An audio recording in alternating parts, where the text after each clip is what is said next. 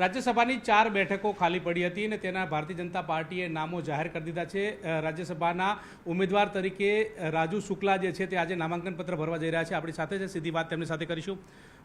આતુરતાનો અંત અને આજે નામાંકન પત્ર ભરવા જઈ રહ્યા છો, શું કહેશો?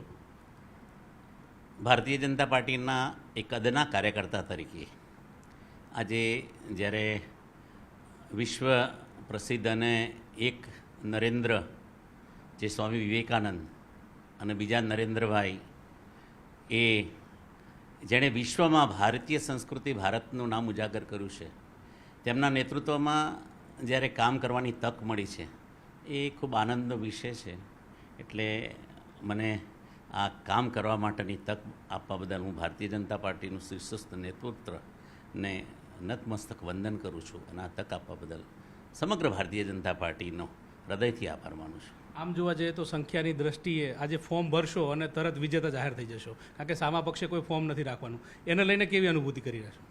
ભારતીય જનતા પાર્ટી પહેલેથી કોઈ પણ સંઘર્ષમય જીવન હોય તો સંઘર્ષ કરવા પણ ટેવાયેલી જ છે। અમે જ્યારે 2 હતા તો પણ અમે અમારો સંઘર્ષ નથી ચૂક્યા અને આજે અમે 330 હતા તો પણ સંઘર્ષ કરતા હતા। ભારતીય જનતા પાર્ટીનો કાર્યકર્તા એ દૈનંદિન સમાજ સેવાના કાર્ય સાથે વણાયેલો છે। અન્ય આમ જોવા જઈએ તો આપ ખૂબ આપના પપ્પા જે છે કંડક્ટર હતા અને હવે આપને આ તક મળી છે, એને કેવી રીતે જોઈ રહ્યા છો? સીધા રાજ્યસભામાં તમે જઈ રહ્યા છો, ક્યારે આવું સપનું સેવ્યું હતું કે શું? અમે અને અમારો પરિવાર હંમેશા એક વિચારધારાના ભરેલા વ્યક્તિઓ છીએ। મારા પપ્પા એસટીમાં કંડક્ટર હતા, પરંતુ મારા મોટા પપ્પા એ રાષ્ટ્રીય સ્વયંસેવક સંઘના તાલુકા કાર્યવાહ તરીકેનું દાયિત્વ નિભાવેલું છે। અમે એક મહાદેવ શાખાના ધ્વજ પ્રમુખથી લઈને કડી નગરના નગર કાર્યવાહ તરીકેનું દાયિત્વ પણ નિભાવેલું છે। મેં ભગીની સંસ્થાઓ સાથે હંમેશા જોડાયેલા છે। વિદ્યાર્થી પરિષદના નગર મંત્રી અને જિલ્લા સુધીની જવાબદારી નિભાવી છે। ત્યારબાદ નગરના ઉપપ્રમુખથી લઈ મહેસાણા જિલ્લા ભાજપના મહામંત્રી, ત્યારબાદ પ્રદેશ લેવલે વિસ્તારક યોજના, અભ્યાસ વર્ગ યોજના અને વિસ્તારક યોજના, આ ત્રણેયનું દાયિત્વ પણ નિભાવેલું છે। ત્યારબાદ અરવલ્લી જિલ્લા ભાજપના પ્રભારી અને હાલ સુરેન્દ્રનગર જિલ્લાના પ્રભારી તરીકેનું પણ દાયિત્વ છે। એટલે અમારા માટે કોઈ પણ એ પદ કે પ્રતિષ્ઠા નથી, અમારા માટે આ દાયિત્વ છે। એ બૂથના કાર્યકર્તાનું હોય કે રાજ્યસભાના સભ્યનું હોય, અમે એના દાયિત્વને ભલીભાંતિ જાણીએ છીએ। એના માટેનું કામ કરવાની પણ અમારી માનસિકતા પણ છે અને અમે ટેવાયેલે પણ છીએ।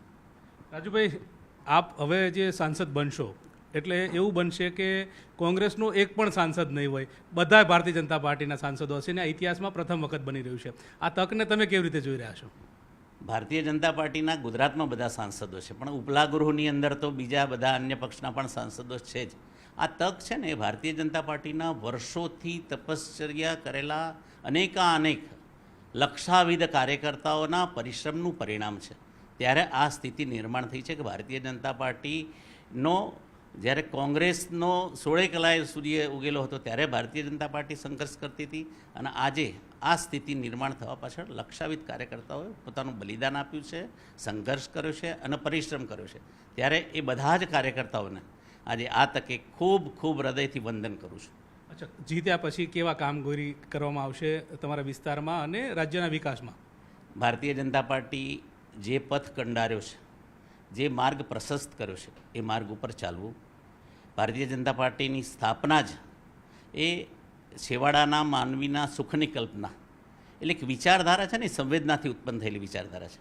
આ વિચારધારા એ છેવાડાના માનવી સુખની કલ્પના માટે આપણા આદરણીય નેતૃત્વ, આદરણીય નરેન્દ્રભાઈ, આદરણીય અમિતભાઈ અને ભારતીય જનતા પાર્ટીનો નાનો બૂથનો કાર્યકર્તા હોય કે શીર્ષ નેતૃત્વ હોય, વડાપ્રધાનશ્રી હોય કે પાર્ટીના અમારા રાષ્ટ્રીય અધ્યક્ષ, એમના મનમાં હંમેશા છેવાડાના માનવીની સુખની કલ્પના છે ને મોસાળમાં મા પીરસનાર હોય એમ અમારા સૌના આદરણીય શ્રી નરેન્દ્રભાઈ, આદરણીય શ્રી અમિતભાઈ જ્યારે ગુજરાતનું નેતૃત્વ કરી રહ્યા છે, ગુજરાતનું નેતૃત્વ કર્યું છે અને તેઓ બંને ગુજરાતના જ પનોતા પુત્ર છે, ત્યારે અમને બધાને તો એમને જે માર્ગ પ્રશસ્ત કરશે એમાં જ ચાલવાનું છે। ગુજરાતમાં વિકાસના કામોની કોઈ વાત બાકી જ નથી, છતાં એક અલગ ઓળખ, વિશેષ ઓળખ ગુજરાતની પ્રસ્થાપિત થાય એના માટે તેઓ શ્રી જે કંઈ પ્રકારેનું અમને સૂચન કરશે એ પ્રમાણે અમારી આખી ટીમ કામ કરશે।